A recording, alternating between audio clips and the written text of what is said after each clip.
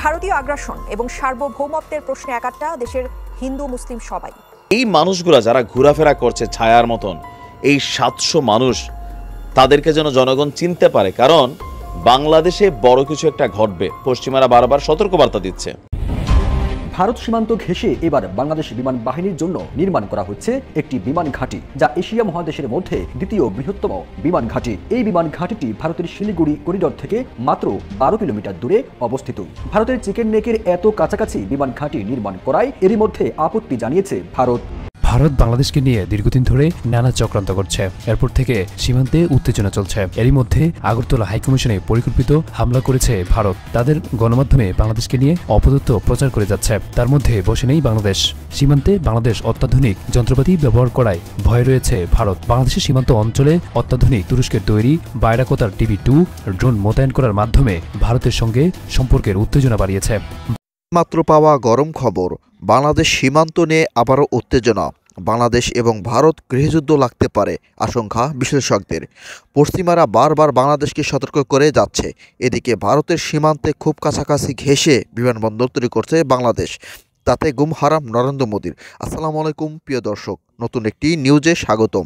বাংলাদেশের বর্তমান রাজনীতি পরিস্থিতি ও প্রেক্ষাপট নিয়ে কিছু ভিডিও শেয়ার করলাম, যার নমুনা শুরুতেই দেখতে পেরেছেন। দেখে আঁচ করতে পেরেছেন আজকের এই ভিডিওটা কতটা গুরুত্বপূর্ণ। ধৈর্য সহকারে না টেনে সম্পূর্ণ ভিডিওটি দেখুন।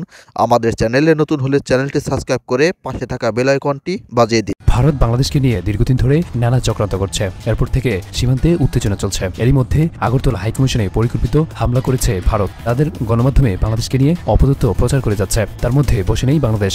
সীমান্তে বাংলাদেশ অত্যাধুনিক যন্ত্রপাতি ব্যবহার করায় ভয় রয়েছে ভারত। বাংলাদেশের সীমান্ত অঞ্চলে অত্যাধুনিক তুরস্কের তৈরি বাইরাকতার TB2 ড্রোন মোতায়েন করার মাধ্যমে ভারতের সঙ্গে সম্পর্কের উত্তেজনা বাড়িয়েছে।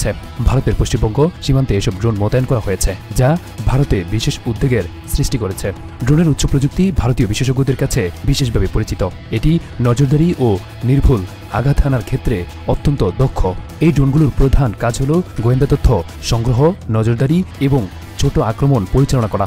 বিশেষ করে ভারতের কৌশলগত গুরুত্বপূর্ণ চিকেন নেক অঞ্চলের কাছে এই ড্রোনের মোতায়েন ভারতীয় নিরাপত্তা বাহিনীর জন্য চ্যালেঞ্জের সৃষ্টি করেছে।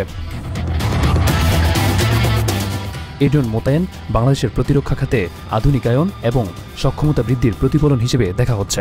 বাংলাদেশের সশস্ত্র বাহিনী তুরস্ক থেকে প্রথম ধাপে 6টি ড্রোন আনা হয়েছে, যা বর্তমানে বাংলাদেশের সেনাবাহিনীর 67তম ইউনিট পরিচালনা করছে।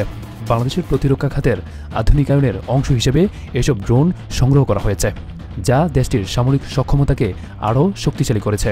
বাংলাদেশের এই সামরিক পদক্ষেপ ভারতের জন্য একটি নতুন উদ্বেগের সৃষ্টি করেছে, কারণ চিকেন নেক অঞ্চল ভারতের কৌশলগত নিরাপত্তার জন্য অত্যন্ত গুরুত্বপূর্ণ।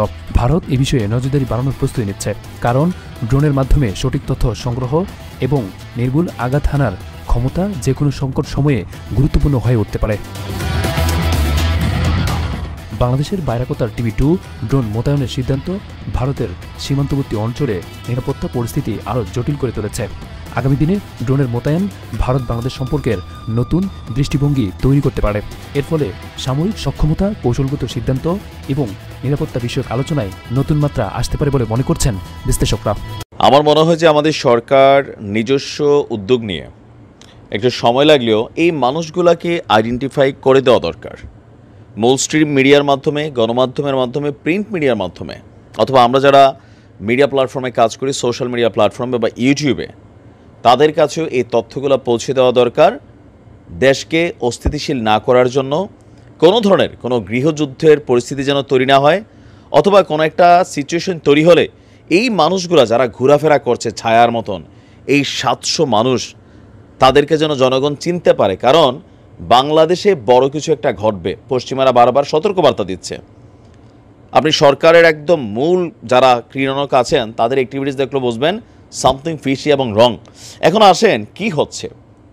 এই যে আলিফকে যিনি হত্যা করছেন, চন্দন, যতটুকু তথ্য দেখলাম, এই 500 না 1000 টাকা একটা মদের বোতল। তাহলে বোঝেন কোন লেভেলের মানুষ দিয়া এই মুহূর্তে দেশের মধ্যে অপরাধ ঘটানো হচ্ছে। আমরা যাদেরকে নিয়ে কথা বলছি, দ্য হিডেন 700, মানে অদৃশ্য 700 মানুষ, তো তাদের তথ্য পরিচয় আসলে এটা আরও ভালো হইতো। এবার আসেন যে ঘটনা কি। 5ই আগস্টের পর 11 জন শীর্ষ সন্ত্রাসী এবং 174 জন জঙ্গি জামিনে মুক্তি পেয়েছে। আর পালিয়ে যে গিয়েছে 2200 বন্দী, যাদের মধ্যে 1500 জন ধরা পড়লেও বা ফিরে আসলেও তারা 700 সংখ্যাটা 700 জন এখনও ধরা পড়েনি। তারা এই সমাজের মধ্যে ঘুরে বেড়াচ্ছে বিভিন্ন বেশে, আমার আপনার সাথেই। এরা প্রত্যেকেই হুনহার অপরাধী। আর এই তথ্য দিয়েছেন কারা মহাপরিদর্শক ব্রিগেডিয়ার জেনারেল মোতাহের হোসেন। দর্শক, কারাগার নিয়ে বিভিন্ন গণমাধ্যমে যে সংবাদ প্রচার এবং কারাগার সংক্রান্ত বিষয়ে নিউজ আসছে, তো এই বিষয়ে সংবাদ সম্মেলন করেছিল কারা অধিদপ্তর। সাংবাদিকদের প্রশ্নের জবাবে কারা মহাপরিদর্শক বলছেন, ছাত্র জনতার অভ্যুত্থানের পর জামিনে মুক্তি পেয়েছে 11 জন শীর্ষ সন্ত্রাসী। তো তারা আইন মাইনা মুক্তি পাইছে, ফাইন। কিন্তু ওই সময় যখন জেলের ভাঙচুর হয়েছে, হামলা হয়েছে, তখন অনেক কারাগার ভেঙে সেখান থেকে কয়েদিরা পালিয়ে গিয়েছিল। তো সেই পালিয়ে যাওয়া কয়েদিদের মধ্যে ফিরে আসা এবং তাদেরকে পুনরায় গ্রেপ্তার করা হয়েছিল 1500 জনকে। গত 3 মাসে দেশের মোট 69টি কারাগার নিয়ে বিভিন্ন পরিকল্পনার কথাও তিনি জানিয়েছেন। এখানে তিনি বলছেন যে দেশের কারাগারগুলোতে প্রিজন সেল নির্মাণ করা হলে পিজি হাসপাতালের মতন এমন অনাকাঙ্ক্ষিত ঘটনা আর ঘটবে না। সম্ভবত সেখান থেকে কোনো কারাগারের আসামি পালাই গেছিল।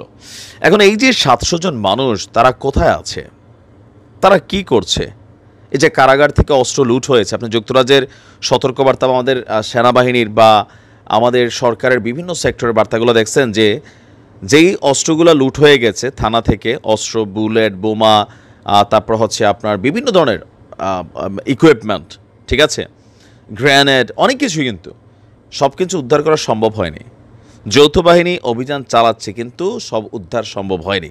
এর পাশাপাশি আপনি দেখেন, এই যে গত পরশুদিন দেখলাম একটা মেয়েরে মারছে তার প্রেমিক, এই যে থানা থেকে লুট হওয়া অস্ত্র দিয়ে। তার মানে এই অস্ত্রগুলো কার কার কাছে গেছে বুঝছেন? মোটামুটি যারা সন্ত্রাসী আছে তাদের কাছে কিন্তু এই মেশিনারিজগুলো আছে। তো এখন দেশের পরিস্থিতি 19 থেকে 20 হলে এরা কী করবে? ঝাঁপাই পড়বে, প্রফেশনাল অপরাধী। তো এখন এরা কারা? নিশ্চয় কারা কর্তৃপক্ষের কাছে এদের নাম, ঠিকানা, ছবি, বায়োডাটা সব কিছুই আছে। তো এইভাবে তো তাদেরকে ফাইন্ড আউট করা যাবে না। তো সেই ক্ষেত্রে সরকারের উচিত বা কারা কর্তৃপক্ষের উচিত এদের নাম, ঠিকানা, ছবি সম্বলিত করে জনগণের কাছে পৌঁছে দেওয়া। যারা কারাগারে ফিরে যায়নি, জনগণ যদি তাদেরকে দেখে, আমাদের কোনো একটা নাম্বার মেড করে দেওয়া দরকার, যে নাম্বারে ফোন দিলে এই তথ্যগুলো তাদের কাছে পৌঁছানো যাবে। যারা জেল পলাতক আছেন, কোথাও না কোথাও হয়তো সাধারণ একজন অপরাধী হইতে পারেন, বাট রাইট নাও আপনি বড় একজন অবস্থানে চলে যাচ্ছেন। হয়তো এই 700 জনের মধ্যে একদম ডেঞ্জারাস লেভেলের অপরাধী কতজন আমরা জানি না, বাট এই মুহূর্তে স্বাভাবিকভাবে যারাই জেল পলাতক আছেন কারাগার থেকে, বেটার হবে আদালতের কাছে আত্মসমর্পণ করেন। অপরাধের মাত্রা অনুযায়ী আপনাদেরকে শাস্তিটা যেন পরিবর্তন করে দেওয়া হয়, এতটুকু আমরা বলতে পারি। বাট এই মানুষগুলো সমাজের মানুষের ভিড়ে, আমরা দেখেন এখন বিভিন্ন জায়গায় ঘটনাগুলো যেগুলো ঘটছে, সামহাও ফিশি, মানে মোর দেন আমাদের ইমেজিনেশন ঘটনা ঘটে যাচ্ছে। আরও ভয়ানক কোনো ঘটনা ঘটার আগে কার্যকরী পদক্ষেপ নেওয়া খুবই জরুরি। সর্বশেষ সংখ্যালঘু নির্যাতনের অভিযোগ তুলে আগরতলায় বাংলাদেশের সহকারী হাইকমিশনের নজিরবিহীন হামলা চালিয়েছে হিন্দুত্ববাদী কয়েকটি সংগঠন। এছাড়া কলকাতা ও মুম্বাই বাংলাদেশি মিশনের কাছেও বিক্ষোভ হয়েছে। বাংলাদেশের মিশনে হামলার প্রতিবাদে ইতিমধ্যে ঢাকায় ভারতীয় হাইকমিশনকে তলব করে নিন্দা জানিয়েছেন পররাষ্ট্র মন্ত্রণালয়। ওই মিশনে ভিসা সেবাসহ কনসুলার কার্যক্রম বন্ধ রাখা হয়েছে।